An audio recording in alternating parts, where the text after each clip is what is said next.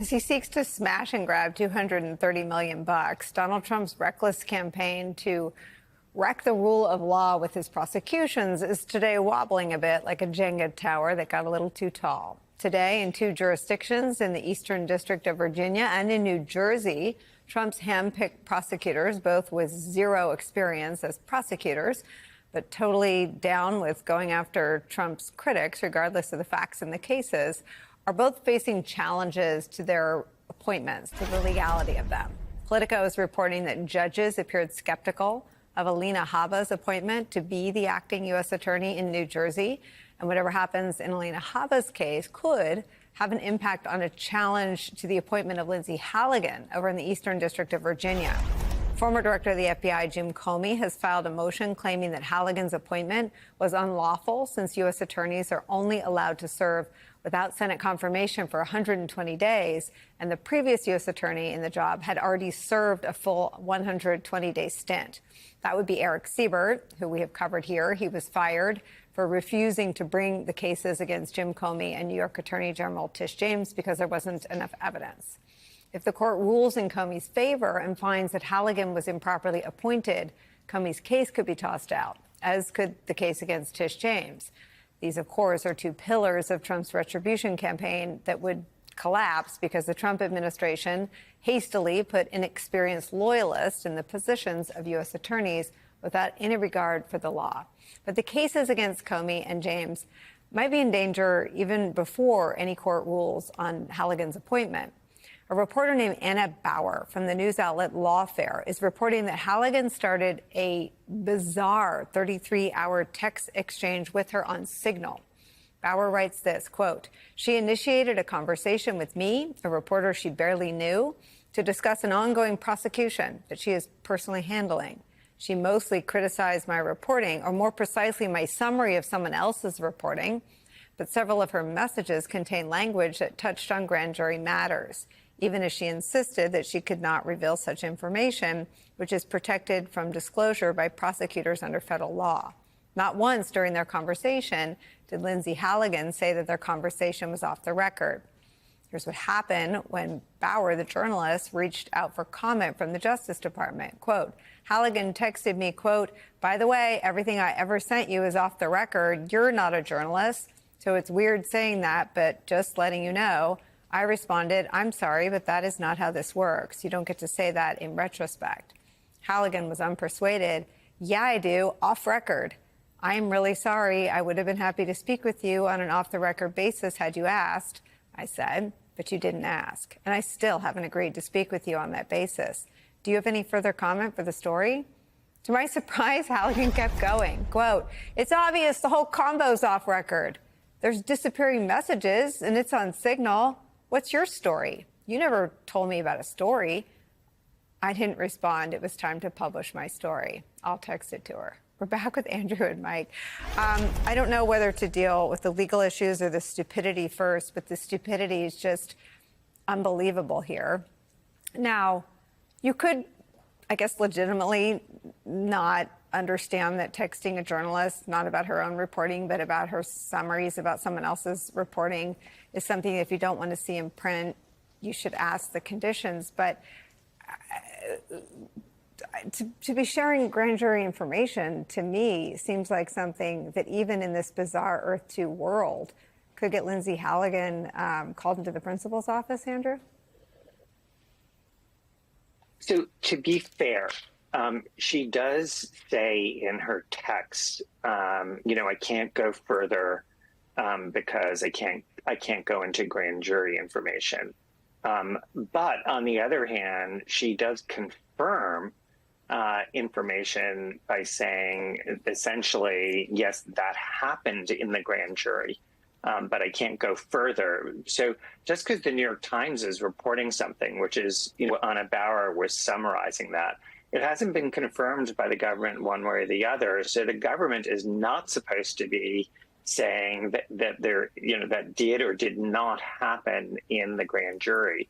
But I view this as even more nefarious. I mean, yes, there is stupidity here and clumsiness, but just so it's clear, Anna Bower, who writes for Lawfare and is a wonderful, wonderful reporter, I read her material all the time because she's so good, so smart. She was pointing out what appeared to be serious legal flaws in the Letitia James case.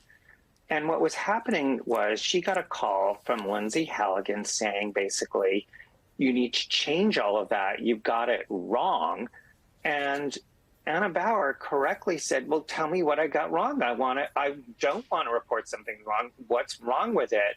And Lindsay Halligan would say, just essentially change it. You're a bad reporter, but never said what was wrong with it. So, of course, Anna Bower wasn't going to change it. But there was this effort to basically get the press to be positive about something and sort of have a sort of, a threat. Remember, this is Lindsay Halligan, who was brought to what appear to be, in my view, sort of baseless lawsuits, calling a reporter saying, change it, you've got it wrong. But never revealing what exactly is wrong with it, just wants to have good press, which is very much like what Donald Trump was convicted of in Manhattan, which was getting the National Enquirer to kill, negative stories about Donald Trump and to plant fake stories about his opponents. And so this is sort of, she's learned from the master, and what I see her doing with Anna Bower. Well, I think, Mike, what's revelatory is that even privately, the facts are totally a distant second to the press they garner. Let me read the section that Andrew's talking about. So this is Anna's writing. I explained my thinking to Halligan in my next response, writing this text, quote, I read the New York Times report as saying that her niece testified that she lived in the house for years without paying rent. Though the indictment says there were thousands of dollars of rent paid at one point, I don't see that as inconsistent with her testimony as reported by the New York Times. Tish James's ethics disclosures report between $1,000 and $5,000 in rent back in 2020. After that, she didn't disclose additional rental income. I'm still not sure I understand what's incorrect about the Times account or my summary of it. So again, Anna Bower has sort of subtweeted or posted screenshots of a New York Times report, and she specifically says, these are the facts I posted. What is your issue? Halligan, the prosecutor, writes back to Anna, the reporter. Anna, you're biased. Your reporting isn't accurate. I'm the one handling the case, and I'm telling you that. If you want to twist and torture the facts to fit your narrative, there's nothing I can do. Waste to even give you a heads up. Again, she's the only one who presented to the grand jury, as we understand, and she's saying that these facts aren't accurate, but again, not setting the record straight and coming out with a pretty nasty tone here with the journalists. Mike, how much of this is par for the course, and how much of this is unique to a prosecutor who just brought two of the most political indictments that have happened in this second Trump term to be tweeting at someone or messaging with someone on Signal to simply posting another journalist's reporting? This gets to one of the big questions that I think is still unanswered of the Trump presidency that I would, I think we'll have an answer to someday, but we don't really have now. And that is, they spend their time on a lot of stuff that really doesn't matter or is hollow or is superficial. Like in this instance, Halligan's upset about a tweet about a New York Times story, a tweet summarizing a New York Times story. And I just find it like we have seen administration after administration try and run the government over the past few decades and see how difficult it is when they try with, very smart, accomplished people that had been there for a long time to execute on a day-to-day basis. And I'm still dumbfounded by what seems to be an enormous amount of time and energy that goes into the frivolous and to things that don't cut to the necessary heart of it. Whether it's a New York Times story, whether it's a tweet about it, there are much more serious things going on in this case, that are consequential and that matter. But this administration with the president, look, people follow their boss. They follow how their boss behaves. And this is something that Trump would have picked a fight about. A tweet about something that really isn't isn't that consequential that really bothered him that he, came by with his bullhorn and wanted to fight about. The thing I'm interested to see is that will this ever have any ramifications, outside of how Democrats view Trump? Obviously Democrats don't like anything Trump's doing. That hasn't changed. But is this obsession and the amount of time that they spend on retribution and litigating matters that don't necessarily cut to the heart of that or to the heart of their a larger traditional mission of an administration, does that ever come home to roost for them? Is that a risk? Are they really politically putting themselves out there by investing so much in things that at the end of the day, sure, may matter in a short blip, but in the larger scheme of things are not that consequential? President Trump is trying to move over $200 million from taxpayers into his own pocket. It is a blatant grift. It's an ethics scandal, but it actually gets worse in the details of why the president claims that he should be paid out of the federal funds you, of course, pay through your tax dollars. Trump demanding that his own DOJ, which he still oversees, of course, in the cabinet, pay him $230 million from taxpayers. He cites his own conduct that led to past federal investigations as the reasoning. Now, just off top here, no president has ever tried to take money directly for himself from the DOJ like this. Never. The plot comes also as an escalation of a range of profiteering and ethics scandals by Trump himself, as well as his family members. He's insisted on profiteering from his businesses while in office. No other president's done that. And most other presidents have had other jobs or worked at law firms, but they cut that off in office. He has not. He's offered White House access recently to crypto investors. Again, that's not political campaign donors only. It's just people involved in enriching him and his family's crypto funds. His family also trades on his government power across several businesses. It's almost hard to keep track of. So this damning bombshell from the New York Times today comes in this context. It's about the money first, shaking down the government second, a kind of a king attitude of, hey, he is the state is him, even as there is a no kings backlash that we've all been covering. And then basically third, Trump is claiming the reason, because they're still pushing some sort of reason, the taxpayers should pay him, compensate him, is because of his own conduct that led to him being under federal investigation. And by the way, I'm going to make this point briefly and then show you some examples, but other individuals in and out of government have been under investigation. Sometimes you're cleared or there's no trial. Other times you get in trouble. You might recall other presidents have had special counsels. President Clinton was investigated a lot. The notion that you are subject to the rule of law and investigated has never led to massive compensation from the taxpayer. And here's one example that Trump cites. So I'm showing you what he says justifies this, and it is honestly laughable. As a former president, Donald Trump infamously took secret documents back home, lied to the government about having them, basically hid them, dared them to come back and get them, and they did. His unusual actions ultimately led to a federal search which busted him.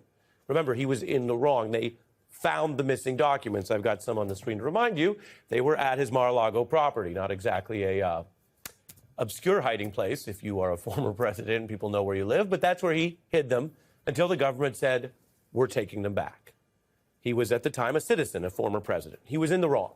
The search was proven to be right. Trump, of course, you might recall, was indicted for that. And in all fairness, he was not ultimately put on trial or convicted. The Supreme Court delayed that case, and then, of course, it was dropped when he became president again. That's also the rule of law. He benefited from that. That's okay. But there is no legal doubt about the original misconduct by Donald Trump that led to the search. The search was valid. The search was authorized by an independent judge at the time in advance. It was later upheld. The higher courts never held otherwise. It was a valid search to see if he had stolen secret documents, which he did. I'm reminding you of this in some detail. You might say, okay, Ari, we get it, we remember, but because tonight Trump wants to take your money that you pay your taxes with and take it for himself. And the reason he says is those documents, that he was searched, investigated that way, that the DOJ should compensate him for the valid search where he was in the wrong. Trump is trying to do all this to enrich himself. But he also clearly wants to destroy the traditional, credible independence of the Justice Department. His past attorney general, say in the first term, never signed off on anything like this. It is hard to imagine, say, Attorney General Barr doing it now. But Trump, of course, has moved on to a different type of appointee. He stalked the DOJ with his own criminal defense lawyers, not because they have experience running the prosecution side, they run the defense side, not because they have a ton of DOJ experience, but because they are personally loyal to him in those cases. And now they're the ones that would be compensating him with your money over the cases that they worked on. They're on both sides of this case now, which is an ethical conflict exactly of the type that many, Richard Painter and others, have warned against. The current Attorney General also fired the DOJ's top ethics advisor, one of those many stories that are hard to keep track of, while the department now claims that the ethics advisors at DOJ will be the ones to maybe weigh in or bless this. Again, Trump is trying to take taxpayer money from this DOJ process, your paid money.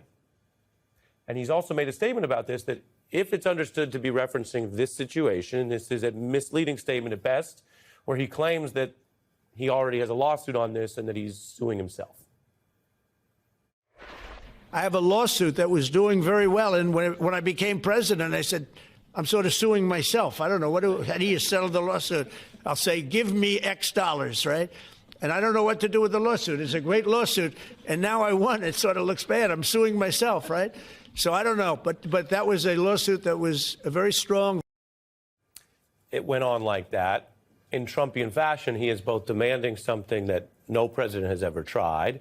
Obviously, it's a type of scandal because plenty of people, whether you like him or his policies or not, don't think the DOJ that he controls should be issuing checks to him. And why stop at 200 million?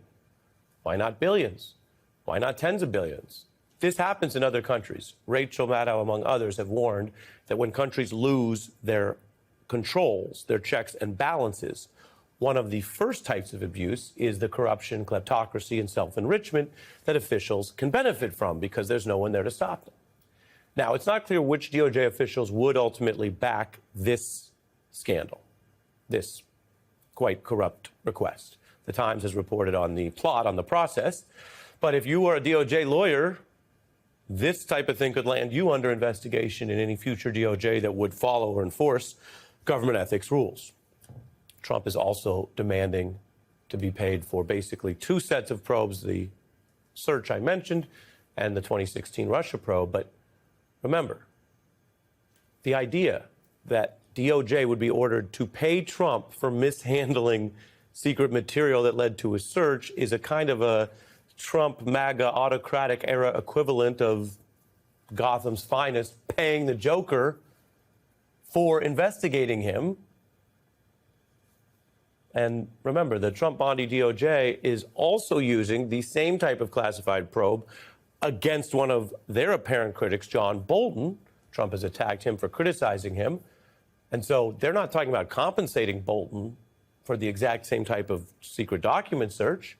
No, they're grinding on forward because obviously there are two different sets of rules here. And Trump is not hiding that.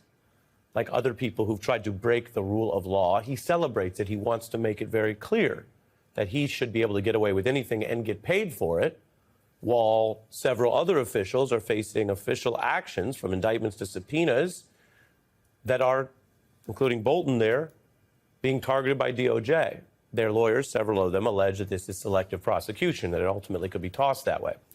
One of the faces you see there was the indicted Democratic Congressman McIver for an interaction outside an ICE facility where similar charges against the mayor of that same area already fell apart. They were withdrawn. She, though, was back in court today in that case. Here's how she describes the Trump DOJ's approach. This was on The Beat.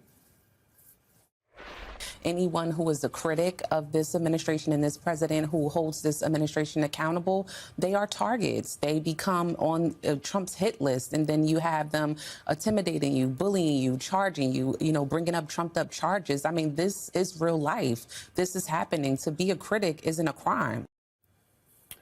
This is real life. The Justice Department is one of the most powerful parts of the government, which is why the Constitution and our laws protect against abuse there, because the power to investigate, to search, to arrest, to try, to imprison, and sometimes to take human life. Those are some of the greatest powers the government wields.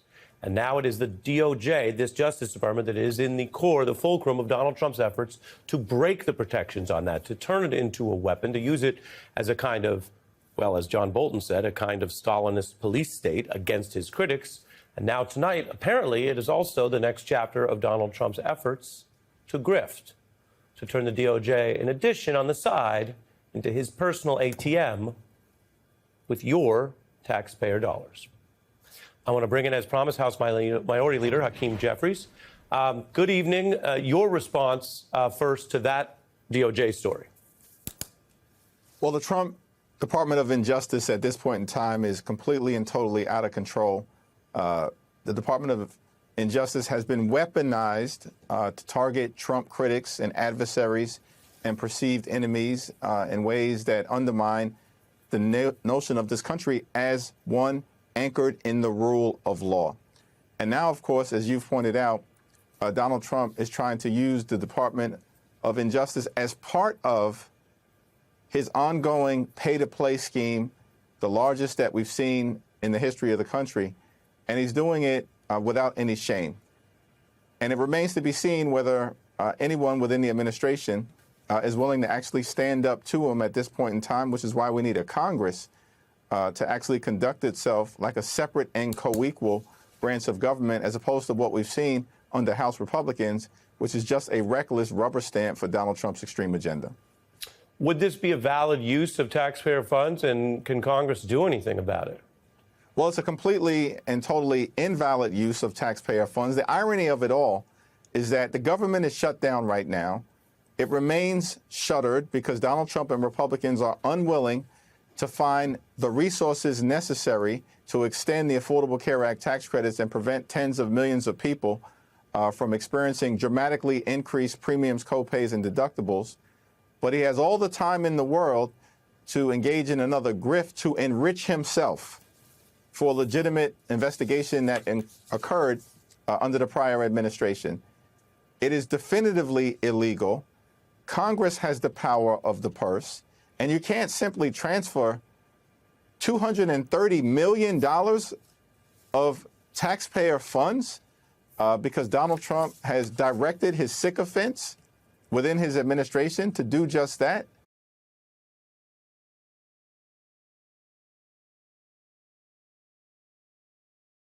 Ingrassia is scheduled to face the Homeland Security Committee later this week, but we just heard again today from some Republicans in the Senate who literally laughed at the idea that there should be a hearing for him.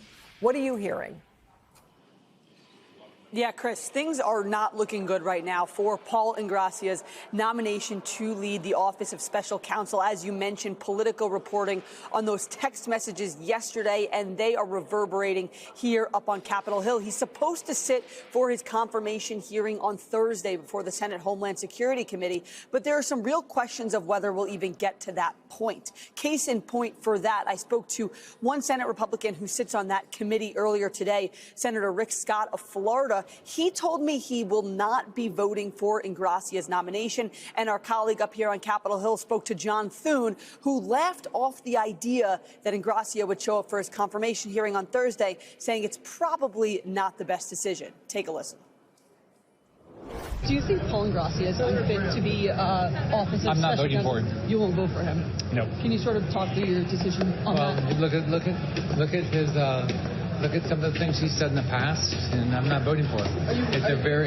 He's had unbelievable anti-Semitic statements, and it's not somebody I'll support. Are you encouraging your colleagues to also not support him? They can make their own decisions. Do you think he shouldn't even show up for his hearing on Thursday? That's a decision he gets to make. Would it be a mistake for Paul Ingrassia to show up to his hearing?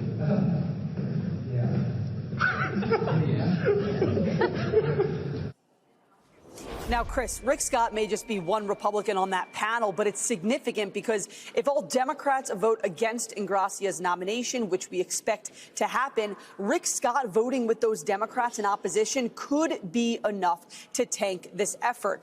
So again, his confirmation hearing still scheduled for Thursday. Ingracia himself telling MSNBC yesterday, quote, "I am holding firm," and he said he has not asked for his nomination to be pulled, but this is certainly something that we will be keeping an eye on as this opposition among Republicans to the nomination starts to percolate. Well, I think, Ashley, in my memory, this would arguably the highest profile failure, if you want to call it that, of a nominee since, Matt Gaetz. But what do you think the chances are that Trump listens to Thune and others and decides the choice of Ingracia is more trouble than it's worth?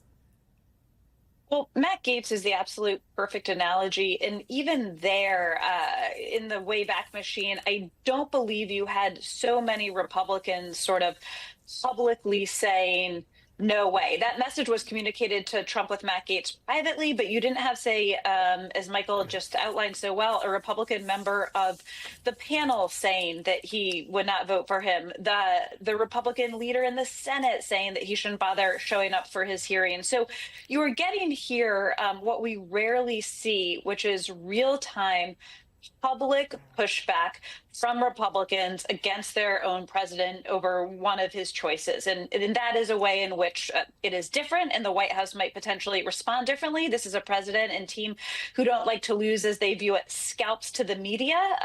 But in many ways, it's his own party this time saying this is not a good pick.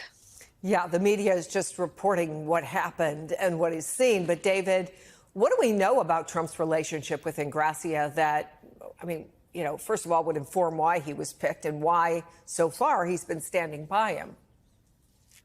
Well, look, Trump likes to stand by his picks just because he doesn't like to appear to be bullied or influenced by negative media reports. And as we've seen with members of his cabinet who get into hot water, or nominees that get into hot water, how do they usually save their nominations? How do they usually sort of get back into Trump's good graces? By fighting with us, right? And by refusing to apologize or refusing to concede that they did anything wrong. Not quite sure why the president would stick by Ingracia, other than his habit of not wanting to back down. It's something we may learn. It's something he may just decide not to do. But when you've lost Senator Rick Scott, who has a close and very good relationship with President Trump, and with Susie Wiles, the White House chief of staff, I think that tells you where this thing is going. It's so rare that we see the advise part of advice and consent when it comes to the president's nominees in this second term. Ashley, help us understand the stakes here. What exactly, if by some what seems to be at this point miracle, he would get confirmed, what he would do there? What would his job be? So his job is, in a way, it's an oversight job. It's handling whistleblower complaints and ethical concerns, and in some ways, policing the behavior of the White House. This is an office that in the first term, I believe, was the one who would decree if there had been a Hatch Act violation. But I do just want to go back to this period where, if he goes forward with that hearing, there's also something at stake in that hearing for Republicans, whether or not he gets through, because every allegation that has been unearthed, from the allegation of sexual harassment in the workplace to the Nazi text chains to, frankly, a number of things that he said publicly on his podcast, on his Substack. These are all things that, by and large, Republicans and the Trump White House do not want to be associated with their brand. So there are stakes, of course, if he gets through, but there's also stakes just in continuing this process in a way that does not benefit the Republican Party. If you want to call it that, David, this is the second text scandal to hit Republicans in as many weeks. Last week, a Politico report exposed racist text messages in a group chat used by prominent young Republicans. Is there something bigger going on here? Is the Republican Party kind of, to pick up on what Ashley just said, needing to worry about this being seen in a larger light? Well, I'm sure the timing doesn't help, and these things often happen in threes, so who knows what's next. But, I think sometimes there's just a moment of normalcy and we don't know what to do with it. Right. In years past, for decades, in fact, anybody with Paul Ingracia's history just wouldn't have been nominated. They would have done the vetting and they would have said, yeah, you might be a nice guy now, but we're never going to get through confirmation. And we don't even want to try and get through confirmation because it suggests that none of this matters to us. What's been very interesting about Ingracia is we haven't seen the usual defense, for instance, that we saw with that group chat from high-ranking Republicans and conservative influencers, including Vice President Vance, right? Nobody is screaming about let's not do any pearl clutching on Ingracia. I mean, there's been in a sense radio silence, and I think part of that is that Republicans in the Senate didn't spend a lot of time mulling this over. They were very quick to say that he was not going to have their support. And again, it's one thing for some of the usual suspects to oppose a Trump pick, or even for a Majority Leader Thune to suggest somebody's in trouble. When Rick Scott is this unequivocal and quick in his opposition, and there have been some others, then it's just a no-go zone for Ingracia. David Drucker, Ashley Parker, Michael Schnell, thank you all. Senator Chris Murphy is a Democrat from Connecticut. He spoke to the crowd at the D.C. No Kings rally on Saturday, and he joins me now. Senator, first, I just got to get your reaction to the reporting from the Times today, and we got the president responding to it a little bit about he's going to have his Justice Department settle $230 million with himself. Yeah, I mean, this is obviously absolutely. Yeah. Listen, what he's doing is sort of changing the Overton window every single day in terms of what is deemed acceptable corruption in this country. I mean, this is an extraordinary moment because every single day he does something that is more brazenly corrupt than the next. He has monetized the White House in a way that we would have never imagined. He has doubled or tripled his wealth while he's been president. And the way in which he's doing this, kind of makes it difficult for us to have a comprehensive, meaningful conversation about any of it, because as soon as we've started a conversation about the way in which he is using the White House to make millions of dollars off of Trump's crypto coin, he is then moving on to a new corruption like this one, essentially putting his hand into the Treasury and scooping out money to pay false claims. It's really an extraordinary moment, given the fact that every single day the corruption and the brazenness of it gets worse. But yes, you had 7 million people out on the streets. That's almost 2-3% of the American public, which shows you that people are noticing, that people aren't forgiving this, that this isn't becoming normalized. But it's going to take that kind of sustained mobilization over the course of the rest of this year and next year to keep the democracy alive, so that once we have a chance to go to the polls, we can make sure that at least he doesn't have as many enablers around him in Congress. In the grand scheme of everything that is being done, and particularly in the context of these, what appear to all the world, to me, like extrajudicial killings, the knocking down the East Wing is not anywhere near as morally significant.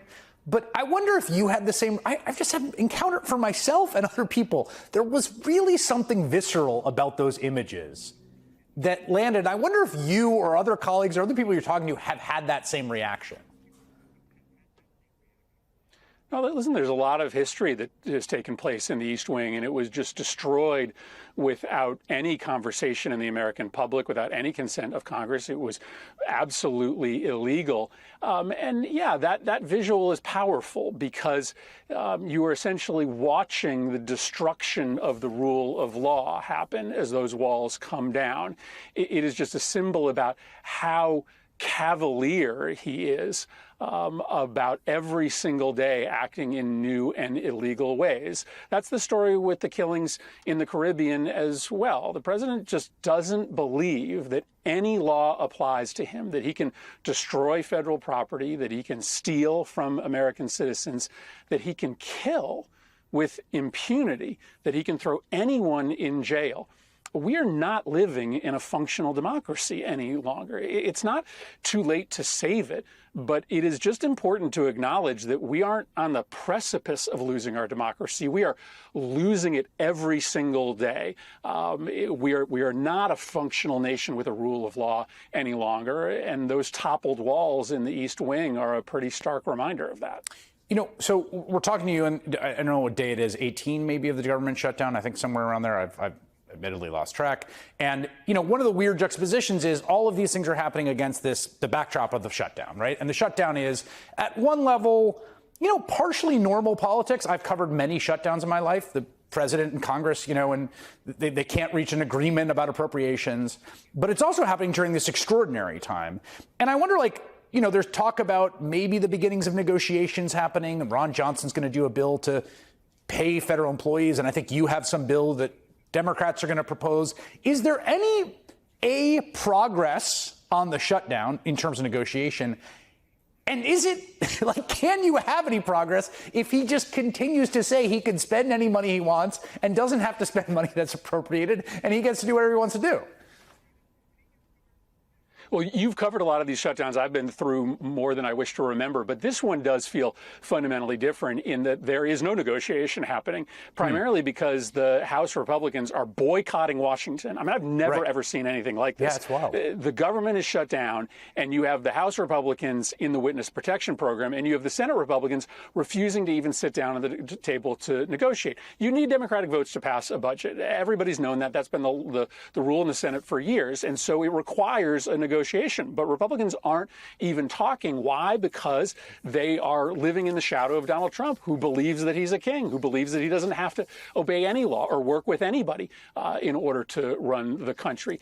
So this is a very, very different moment. Now, just a word on Ron Johnson's bill.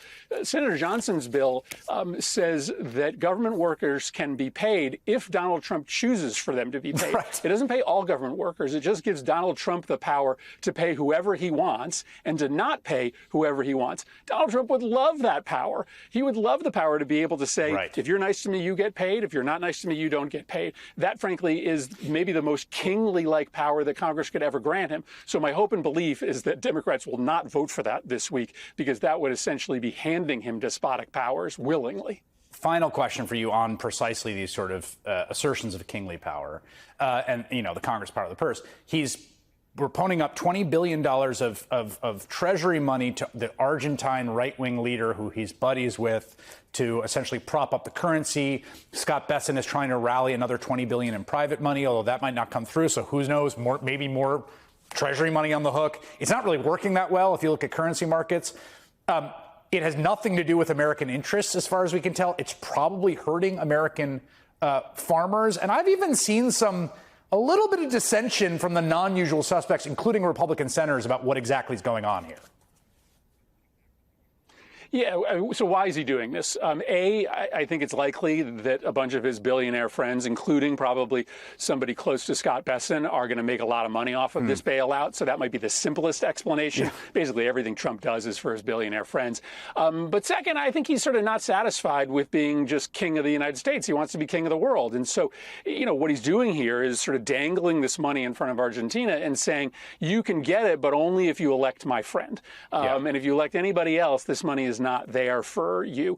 And so these exceptional king-like powers that he's using domestically, he's now sort of workshopping internationally. It's breaking precedents. It's not in American interest. And by the way, it shouldn't be lost on people that for the amount of money that we're about to send to Argentina, we could settle the shutdown, pay to make sure that the premium increases don't go up on 22 million Americans. But he's not using that money on us. Yeah. He's using that money overseas to help one of his right-wing buddies. That's a good point. Senator Chris Murphy, Connecticut. Thank you.